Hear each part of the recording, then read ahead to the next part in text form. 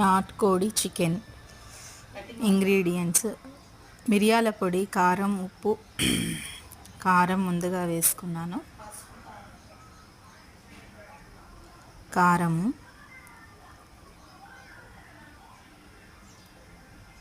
పసుపు,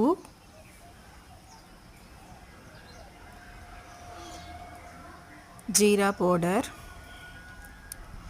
కొంచెం గరం మసాలా, అల్లం వెల్లుల్లి పేస్ట్ 2 స్పూన్లు,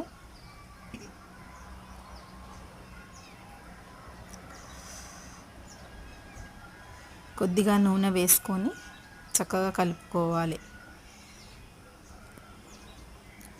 ముందుగా బాణీ పెట్టుకొని తాలింపు వేసుకోవాలి. ఆయిల్ వేసుకొని జీలకర్ర,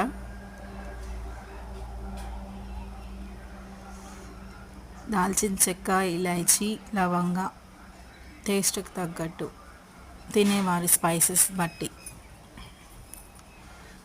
చిన్నగా తరిగి పెట్టుకున్న ఆనియన్స్, పచ్చిమిర్చి వేసి వేయించుకోవాలి.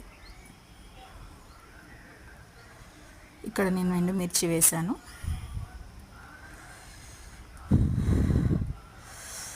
మా ఇంట్లో ఉన్న హర్బ్స్, కొత్తిమీర, ధనియాలు కూడా వచ్చాయి, భలేగున్నాయి.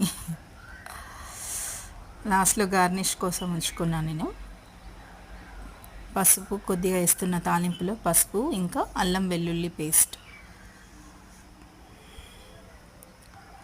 కొద్దిగా వేగి ఆనియన్స్ బ్రౌన్ అయ్యేదాకా వేయించుకోవాలి.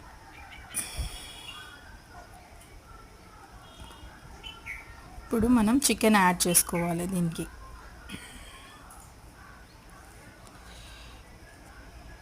చక్కగా కలుపుకోవాలి. కొంచెం హై ఫ్లేమ్లో ఉడికించుకోవాలి.